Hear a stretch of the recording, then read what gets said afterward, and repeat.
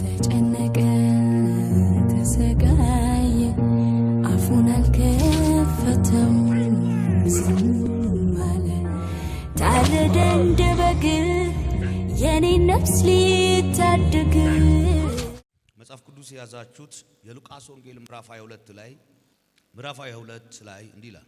በዛን ጊዜ ፋሲካ የተባለው የቂጣ በዓል ተቃርቦ ነበርና የካህናት አለቆች ጻፊዎች ሕዝቡንም ይፈሩ ስለነበር እንዴት አድርገው ኢየሱስን እንደሚያስወግዱት መንገድ ይፈልጉ ነበር። እንዴት አድርገው እንደሚያስወግዱት መንገድ ይፈልጉ ነበር። ፋሲካ ማለት ሁላችንም እንደምናውቀው ፓስ ኦቨር ፔሲያንስ እንደማለት ነው። ማለፍ፣ መጨረሻ፣ አበቃ እንደማለት ነው፣ ወይም መውጣት እና ፋሲካ የሚባለው የጀመረው በግብጽ ምድር ላይ ነው። በግብጽ ምድር የእስራኤል ልጆችን እግዚአብሔር የሰጣቸው ስርዓት ነው እና ፓስ ኦቨር ማለት አለፈ ሲል ምንድነው ያለፈው ካላችሁን የመጀመሪያው በግብጻውያን ምድር ላይ የሞት መልአክ በመጣ ጊዜ የእስራኤላውያንን ቤት ሞት አልፎ ሄደ። አለፈ። ዛሬ ከአንተ ቤት ሞት አልፎ ይሄዳል። ዛሬ ከአንቺ ቤት ሞት አልፎ ይሄዳል። እና የሞት መልአክ ወይም የሞት መንፈስ በግብጽ ምድር ላይ የወረደው የሞት መንፈስ ብቻ ሳይሆን 10 መቅሰፍቶች አሉ። የቅማል መቅሰፍት፣ የጓጉንቸር፣ የተምች፣ የኩኩባ፣ የደም፣ የተለያየ የጨለማ እነዚህ 10 መቅሰፍቶች እግዚአብሔር ሲናገር በልዩነት እንደዚህ ብሎ ተናገረ። በእስራኤላውያን ቤት ለፈርዖን ቃል በቃል ነው የሚናገረው። አንተ ላይ የማደርጋትን እኔ እግዚአብሔር እንደሆንክ ታውቅ ዘንድ አለ። በመጀመሪያ አለ በቅማል እመታለሁ። እግዚአብሔር በቅማል ይላል። በቅማል ሰውንም ይላል። በጣም የሚገርመው ነገር እንስሳውንም መታ ይላል። ሰውንም እንስሳውንም በቅማል መታ ይልና የሚገርመው ነገር ግን በእስራኤላውያን ሰፈር ቅማል የለም። ምንድነው ካላችሁ ፓስ ኦቨር ነው፣ አልፎ ነው የሚሄደው። ዛሬ ለአንድ ሰው እናገራለሁ የመጣው ክፉ ነገር አንተን አልፎ ይሄዳል። ለአንድ ሰው ልተንብይ ዛሬ የሆነ የተቆፈረ ጉድጓድ፣ የተማሰ ጉድጓድ፣ የታቀደ በእናንተ ላይ ክፉ የታሰበ ነገር በዚህ በኋላ አይደለም ከዚህ በኋላ በምትኖረው ህይወት ሁሉ የመጣው ክፉ ነገር አንተን አያገኝም፣ አልፎ ይሄዳል። እና ፓስ ኦቨር ማለት ሁለት ሌላ ትርጉም አለው፣ በኋላ ነግራችኋለሁ። እና ይሄኛው የቂጣ በዓል ይሄን ሰሞን እስራኤላውያንን እግዚአብሔር አንድ ነገር ሰጣቸው። ዛሬ ማታ አለ በግብጽ ምድር አለ በጸናችና በበረታች ክንዴ አልፋለሁ አለ። አንደኛ በጸናች፣ ሁለተኛ በበረታች ክንዴ ምን እላለሁ አልፋለሁ አለና በእናንተ ቤት ላይ ግን አንድ ነገር አድርጉልኛል። የእስራኤልን ሽማግሌዎች ሰብስበ የሌለው ካለው ላይ ያለው የራሱን አርዶ በጉበኑ ላይ በመቃኑ ላይ የደምን ምልክት ያድርግ። ያንን የደም ምልክት ያየው ጊዜ የመጣው መልአክ የደም ምልክት ያለበትን ቤት አልፎ ይሄዳል። ዛሬ አንድ ነገር ልናገር፣ የክርስቶስን ደም እያየ አንተ ቤት ሞት አይገባም፣ አንተ ቤት መክሰፍት አይገባም፣ አንተ ቤት መከራ አይገባም። ዛሬ ለአንድ ሰው ተነብያለሁ፣ የትኛውም የመጣ የቁጣ ኃይል ካንተ አልፎ ይሄዳል። አጠገብ ያለው እንዲህ በለው አልፎ ይሄዳል በለው። ንገረው አልፎ ይሄዳል በለው። እና ሌላኛው ምን ማለት ነው? በጨለማ መካከል የተለየ ብርሃን በራላቸው። በምን መካከል? በጨለማ መካከል፣ በድቅድቅ ጨለማ መካከል በግብጻውያን መንደር፣ በግብጻውያን ቤት፣ በግብጻውያን ሰፈር ጨለማ ሲሆን በእስራኤላውያን ቤት ግን ብርሃን በራ። ሁለት ከተማ ላይ ሳይሆን በአንድ ከተማ ላይ ዛሬ ልተንብይ ያንተ ኑሮ ከጎረቤት ኑሮ ተለይቶ በአንድ ሰፈር፣ በአንድ ከተማ፣ በአንድ ቸርች ላይ ሆነ ዛሬ እተነብያለሁ። አንድ ሰው ከዚህ መካከል አንዱ እኔ ነኝ፣ ሁለተኛ እኔ ነኝ ያለ ይቀበል የተለየ ህይወት መኖር ይሆንልሃል።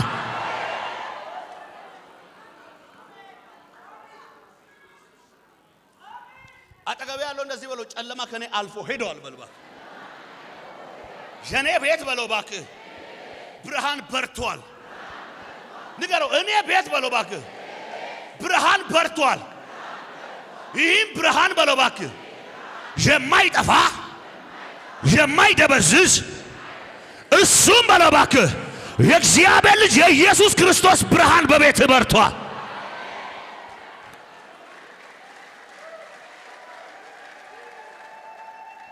እና በጨለማ ያለ ህዝብ በአንድ ከተማ ጨልሞ ሆኖ በጣም የሚገርመው ነገር እንደዚህ አይነት የማብራት ሲስተም የለም።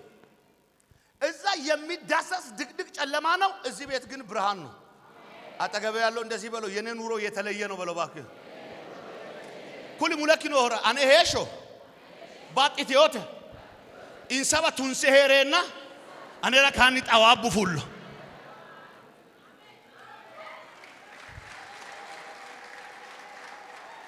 እና የሚገርመው ነገር ይሄ ብርሃን በራ እግዚአብሔር ሞገስን ሰጣቸው። ይሄ የፋሲካ ቀን ወይም ይሄ እቺ ምሽት ለግብፃውያን የመከራ ለእስራኤላውያን ግን የሞገስ ነው። ዛሬ ልተንብይ ለአንድ ሰው ለሚያመልኩት እግዚአብሔርን ተስፋ ላደረጉት ለነዛ ሰዎች እናገራለሁ፣ በእናንተ ላይ የሞገስ መንፈስ ይወርቃል። የልዩነት መንፈስ በእናንተ ላይ ይወርቃል። ከዛ ቀጥሎ ሌላው ምንድነው? በድልና በበረከት ነው የወጣው። ፋሲካ በበረከት የመውጣት ቀን አያችሁ። በኪሳራ በባዶነት በውርቀት ሳይሆን በክብር ለዘመናት ያልተከፈለ ደሞዝ ለዘመናት የተዋጠ በረከታቸው በዚያን ቀን አለ ፈጣኑን እባብ ጤዋታን አለ ሌዋታን በጠንካራና በብርቱ ሰይፍ እቀጣለሁ አለና ላንተ የማይታየው በባህር ውስጥ ያለው ዘንዶ እገላለሁ አለ። ከዛስ የትኛው ነው የሚጠፋው ካልከ ጠማሙ አይደለም፣ የዋጠው የተደበቀው ነው የሚጠፋው። ዛሬ ልተንብይ ለአንድ ሰው አጠገብ ሆኖ ያንተን በረከት የበላ አገልግሎትን የበላ የሆነ ነገርህን የበላ በዚህ ወር እግዚአብሔር አምላክ ያስተፋልሃል እባክህ።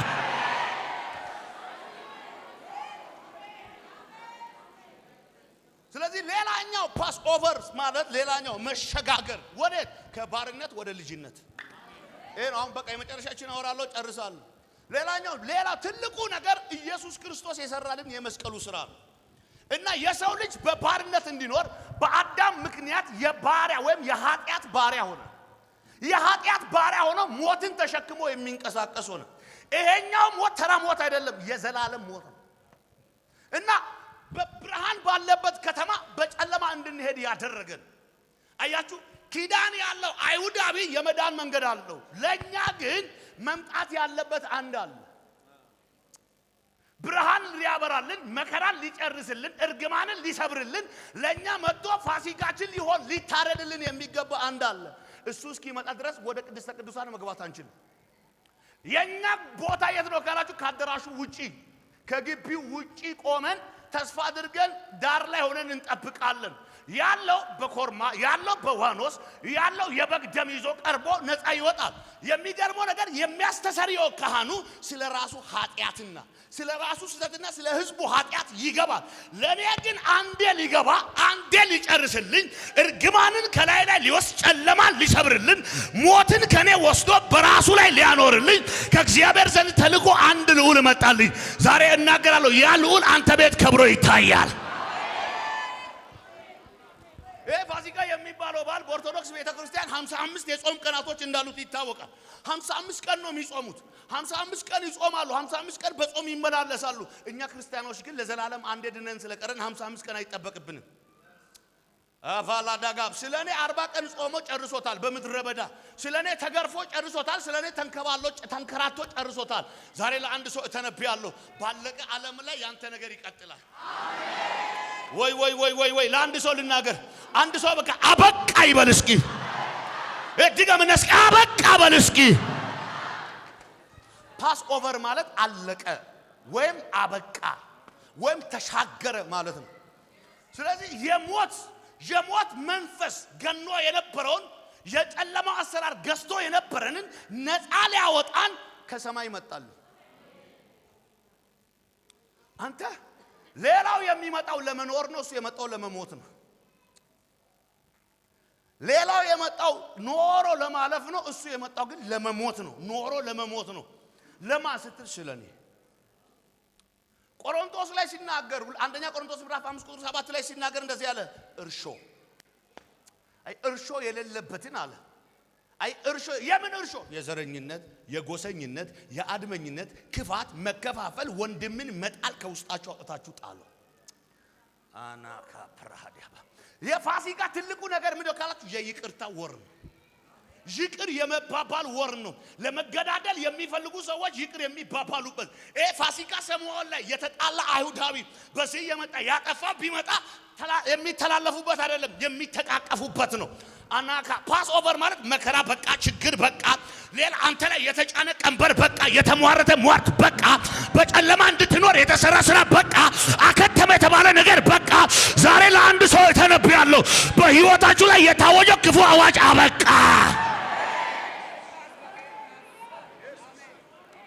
አጠገብ ያለው እንደዚህ ብሎ በለው አበቃ በለው እባክህ ድገምን አበቃ በል እስኪ።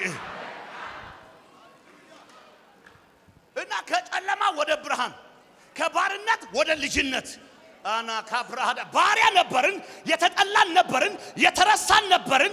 ከፍጥረታችን የኃጢአት የቁጣ ልጆች የጥፋት ልጆች ነበርን።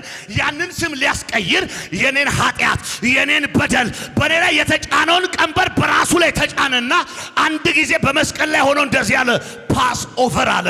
ምን ማለት ነው? ተፈጸመ።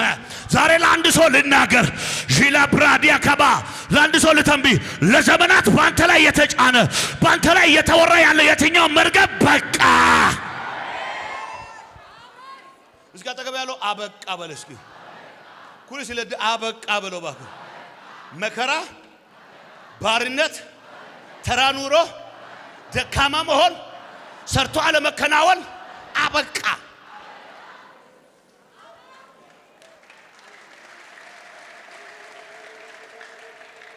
ሁለት እጆቻችሁ ከፍ አድርጉልኝ እስኪ እንደዚህ በሉ እስኪ አበቃ በሉ እስኪ እንደዚህ አድርጉና መከራ በቃ፣ እርግማን በቃ፣ ሟርት በቃ፣ የጠላት አሰራር በቃ። አያችሁ ጠላት በእናንተ ላይ ያወራው ነገር ምን አለ? በቃ። ከዛ ከአሮጌ ማንነት ከተራ ማንነት ከደካማ ማንነት ትዝ ይላችኋል። ሉቃስ ወንጌል ምዕራፍ ያ ልጅ ከአባቱ ቤት ድርሻውን ይዞ የሄደ አልመለስም ብሎ ሄደና ወደ ልቡ ተመለሰና እንደዚህ አለ። በጣም ደስ የሚለኝ ታውቃለህ መሄዱ አይደለም መመለሱ። እንደዚህ አለ በልቡ አለ ወደ አባቴ ቤት ይሄዳል። በአባቴ ቤት አለ ብዙ ባለሙያተኞች አሉ አለ እንደነሱ እንደ አንዱ እሆናለሁ ብሎ ወደ ምኑ ተመልሶ ወደ ምኑ ወደ ልቡ ተመለሰና ሲመጣ ለካ አባት በር ላይ እየጠበቀው ነው። ከዛ እንደ ሮጠ አቀፈው። ያ ሰው እኔ ነኝ። ሮጠ አቀፈው፣ ሳመው። ልጁ በባዶ እግሩ ነው፣ ባሪያ ሆኖ ነው የመጣው። ልጁ የባርነት መልክ ይዞ ነው የመጣው። እሱ ግን አንተ ባሪያ አይደለህም አለ። ከዛ ሮጠና አቀፈው። ካቀፈው በኋላ ይሄ ምን ማለት አይሁድና እኛን ነው የሚያሳየው። አይሁዳውያን ቤት ላይ ያሉ የዳኑ ቤት ያለው ልጅ አይሁዳዊ ነው፣ ድኗል፣ ሁሉ ነገር አለ፣ ሁሉ በእጁ ነው። እኛ ግን የተጣልን ነበርን፣ ተቆርጠን የጠፋን ተስፋ ያልነበረን ዘር ነበርን። ስለዚህ ብዙ ነገራችንን ያባከንን የጨረስን ነበርን። እኛ ያ ልጅ ማለት እኛ ነን። የጨረስን ያባከንን በቃ መጥፎ ነገር እየሰራን የነበረ ግን በር ላይ ቆሞ በምህረት እጆቹን ዘርግቶ መች ነው ዛሬ አላውቅም። ዛሬ በዚህ በዓል ለአንድ ሰው እንደዚህ ይሆናል። እጁን ዘርግቶ እግዚአብሔር እቅፍ አድርጎ ወደ ክብር ያሻግረዋል። ወይ ወይ ወይ ወይ አንድ ሰው ወደ ድሉ ያሻግረዋል። ከዛ እጆቹን ዘርግቶ ጠበቀው። በሰፈር ላይ ሊወግሩት ሊገሉት የሚፈልጉ ያበላሸናል ብሎ ሊገል የሚፈልግ ብዙ ነገር ነበር። እኛን ሊያጠፋን ሊገለን የሚፈልግ ብዙ ነገር አለ። ግን እንዳያጠፋን አጥፊው እንዳያጠፋን ማጥፋት ስለማይችል አይደለም እንዳያጠፋ ተከለከለ። ማረድ ስለማይችል አይደለም። እንደ እርያ ማለት ምን ማለት ነው? ተራ የወረደ ደካማ ህይወት ማለት ነው። አይሁዳውያን እረኛን በጣም እንትን ነው እርያ በጣም ነው የሚጸየፉት፣ አይወዱም። ግን እኛ እንደ እርያ ተጥለን ነበርን። ግን ልንበላ የተመኘነው ነገር ያ አይደለም። ለካ ህይወታችን ሌላ ህይወት ነው። ሊበላ ተመኘ ይላል። ሊበላ የተመኘው ኑሮ ሌላ ነው፣ የተዘጋጀለት ግን ሌላ ነው።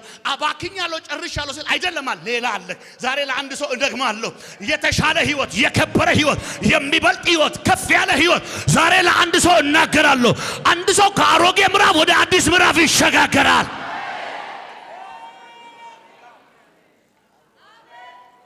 አጠገብ ያለው በነገራችን ላይ እኛ ኢትዮጵያውያን ጠንቋይ ከሚያመልኩ ቤተሰብ የመጣን ነን። አጠቃላይ ራስን እንደ ጻድቅ እንዳትቆጥር። ፓስኦቨር ባይመጣ ኖሮ በቃ ዛሬም ለጨለማ የሚሰግዱ ሰዎች አሉ፣ ብርሃን ያልበራላቸው በቃ ያልተባለላቸው። እኔና አንተ ግን አላዳጋባ አራዳጋባ ሄይ የባርነትን ቀንበር ከላያችን ላይ ወስዶ እንደ ልጅ እንድንኖር ያደረገን ዛሬ ለአንድ ሰው ልናገር በጌታ የመከራ ህይወት፣ የጨለማ ህይወት፣ የጭንቀት ህይወት ካንተ ህይወት ላይ አበቃ።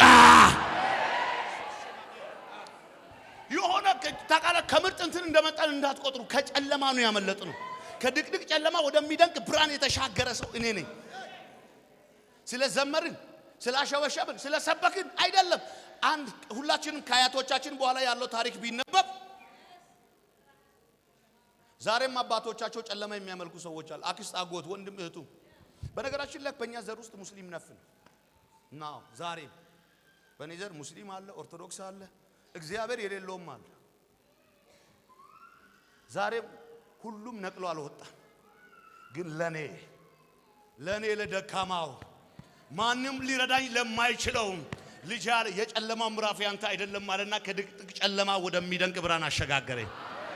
ከባርነት ወደ ልጅ አሸጋገረኝ። እናንተ ሰዎች አጠገብ ያለው ነካርግና እኔ እኮ የተሻገርኩ ሰው ነኝ፣ እኔ እኮ በቃ የተባልኩ ሰው ነኝ በለው። በቃ የተባልኩ ሰው ነኝ። በቃ የተባልኩ ሰው ነኝ። ስለዚህ ኤናውርቼ ልጨርስ እና ይጠብቃል ልጁን አባት ሲጠብቅ ማለት ነው። ወንድምየው እኮ የት እርሻ ነው ያለው፣ እየሰራ ነው ስራ። እርሻ ወንጌል ነው፣ እያረሰ ነው ወንጌል። እያረሰ ግን አልዳንም። አንዳንድ ሰው እኮ እያረሰ ያንተን ውርቀት የሚፈልጋል፣ ያንተን መጥፋት የሚፈልጋል፣ ያንተን ውርቀት፣ ያንተን ቀዳዳ፣ ያንተን ስተት የሚፈልጋል። እዚህኛው ላይ ግን እንደዚህ ያለ አባት ግን ስተት ፈላጊ አይደለም፣ ልጅ ፈላጊ ነው። አባት ውርቀት ፈላጊ አይደለም፣ መቆምህን ፈላጊ ነው። ውርደትን ጠባቂ አይደለም፣ ክብር አልባሽ ነው። ዛሬ ለአንድ ልተንብይ በጌታ የሆነ አሮጌ ምዕራፍ ከእናንተ ቤት አበቃ። ነው የሚያደርገው። ቆሞ ነው የሚጠብቀው። ሁሌ ወንበሩን ይዞ በአደባባይ ላይ ቆሞ ልጁን ይጠብቃል። ከዛ እየጠበቀ እያለ ልጁ ሲመጣ እንደዚያ ሮጠ፣ አቀፈው፣ አረገ፣ ሳመው። ታውቃለህ፣ ባሪያነት እንዳይሰማ አደረገው። ባርነት እንዳይሰማኝ ያደረገኝ፣ ልጅነት እንዲሰማኝ ያደረገኝ። እኔ አባቴ ቤት ባሪያ መሆን አልችልም። አባቴ ቤት እያጠፋው ልጅ ነኝ። አባቴ ቤት እያበላሸው ልጅ ነኝ። አባቴ ቤት 20 ዓመት ቆይቼ ብመጣ ልጅ ነኝ። 40 ዓመት ቆይቼ ብመጣ አባቴ ቤት ልጅ ነኝ። እኔ ዛሬ ለአንድ ሰው ልናገር፣ ሊያሸማቅቅ የሚፈልግ ይሸማቀቅ፣ ሊያስጨንቅ የሚፈልግ ይጨነቅ። አንተ ሁል ጊዜ ልጅ ነህ። አንድ ሰው ኢየሱስ ይበል እስኪ። ከዛ አቀፈው፣ ሳመው። ከዛ እንደዚህ ያለ የመጀመሪያ ያለ እዝል ልብሱን ቀይሩልኝ። ታውቃላችሁ፣ ሆዱን ሙሉለት አላለ፣ ልብሱን ቀይሩለት አለ። ምንነት ባርነትን አውልቋል እና የተሻለ ጫማ አድርጉለት አለ። እና ሲል ቀለበት፣ አዲስ ቀለበት አምጡልኛል። የሱን ጥሏል እኮ ሌላ አለው። አበላሽተን አሁንም ምህረት አለ፣ አሁንም ቸርነቱ አለ፣ አሁንም ይራራልናል፣ አሁንም ይምረናል። እንደ ሌሎች አይደለም፣ እድል አለ። ዛሬ ለአንድ ሰው ልተንብይ በዚህ ቀን በጌታ በኢየሱስ ስም ፓስኦቨር፣ በቃ መሸጋገር ሆነ። አጠገብ ያለው መሻገር ሆኖልሃል በል። ከሞት ወደ ህይወት፣ ከባርነት ወደ ልጅነት፣ ከጨለማ ወደ ብርሃን። ከዚህ 2 ደቂቃ ነው ማውራው፣ 2 ደቂቃ ከዚህ በኋላ እናንተ ሰዎች በቃ በተባለ ምዕራፍ ላይ አበቃ በተባለ ምዕራፍ ላይ እንደዚህ ያለ። ከዛ በኋላ ቀይሩለት ካለ በኋላ ደስ የሚለው ነገር ምን ተካለ? የሰባ ፍርዳ ውሰዱና አለ እረዱለት። ይሄ ይግባችሁ። ማረድ ማለት ምን ማለት ነው? ግብጽ ምድር ላይ አርዶ እንዲወጡ ኢየሱስ ታርዶልናል። ስለዚህ እንዲህ እረዱለታል እና ግብጽ ሰዎችን ጥሩ፣ ደስ ይበላቸው። ከዛ ሰዎች ሁሉ መዘመር፣ ማምለክ፣ ማሸብሸብ ሲጀምሩ ወንድምየው ድምጽ ሰማ። ከውጪ መጥቶ ከእርሻ መጣ፣ ከስራ መጣና እንደዚህ አለ። ምንድነው አለ? ሞቶ ነበር ወንድም በህይወት ተገኘ። ጠፍቶ ነበር ዛሬ መጣ። በዚህ ደስ ብሎ ሲል አባቴን ጥሩታል። ታውቃላችሁ፣ ከውጪ የመጣው ልጅ አባቱን ወደ ውስጥ ሲያስገባ ቤት ያለው ልጅ አባቱን ወደ ውጪ ያስጠራ። ወደ ልብ ስትመለስ ማለት ነው ወደ ውስጥ ነው። ከዛ አባቱን ወደ ውጪ ጠረረ። እንደዚህ አለ። እንዴት አለ? በቁጣ መንፈስ እንዴት ታደርግለታለህ? እኔን ሁሉ ዘመን ከጓደኞቼ ጋር እንድዝናና እንድበላ አንድ ሰተኝ ታውቃለህ? ልጄ ሆይ አለ እየኖርክ አታውቀኝም አለ። ጠፍቶ ያውቀኛል አለ፣ ርቆ ያውቀኛል አለ፣ ሄዶ ያውቀኛል አለ። አንተ ከኔ ጋር ሆነ አታውቀኝም። እንዴት ስል የኔ የሆነ ሁሉ አለ ያንተ ነው። የኔ የሆነ ሁሉ ያንተ ነው። አሁን አለ ከድብርት ውጣል፣ ከመከፋት ውጣል፣ ከመጨነቅ ውጣል እና ወንድም ሞቶ ነበር በህይወት ተገኝቷል። በሱ ደስ ይበል ብሎ አባት ይዞት ገባ። ዛሬ አንድ ሰው ልናገር፣ ከውጪ የነበርነውን ወተን ይሄድነውን አይሁድንም እኛንም እኛ ጠፍተን የነበረው ወጥቶ የነበረውን አይሁድ ሁሉ አንዴ ይዞ ወደ እግዚአብሔር ቃል ቀረበ። ወደ እግዚአብሔር ፊት ቀረበና ኃጢአታችን ለአንዴና ለመጨረሻ በመስቀል ላይ ምን አለ? ተፈጸመ። አሜን ነው ወይ? አጠገብ ያለው እንደዚህ በለው፣ ተፈጸመ በል። የኃጢአት የባርነት ህይወት ተራ ህይወት፣ ዝብሎ ህይወት። ከዛ መጽሐፍ ቅዱስ ሲናገር እንደዚህ ይላል፣ የቤተ መቅደሱ መጋረጃ ይላል። አላዳ ጋባራዳዳ ምን አለ? ከላይ እስከ ታች ተቀደደና ቅድስተ ቅዱሳኑ ምን አለ? ተከፈተ። ለማ ለኔ ለማ ላንተ ላንደና ለመጨረሻ ላይዘጋ ተከፈተ። ለአንድ ሰው ልናገር ዛሬ ማታ እንደዚህ ይሆናል። ለአንተ ይነጋልሃል። ልናገር ወይ አንድ ሰው ከሞት ወደ ህይወት ይሸጋገራል። አጠገብ ላለው ባንተ ቤት ትንሣኤ ሆኗል በለው። ከዚህ በኋላ በለው ባክህ ዘግቶ አይዘጉብህም፣ ሟርቶ አያስቆሙህም። ከዚህ ቀን ጀምሮ በለው ለአንተ በለው ብርሃን በለው ባክህ በርቷል። አንድ ሰው ብድግ ብሎ ኢየሱስ ይበል እስኪ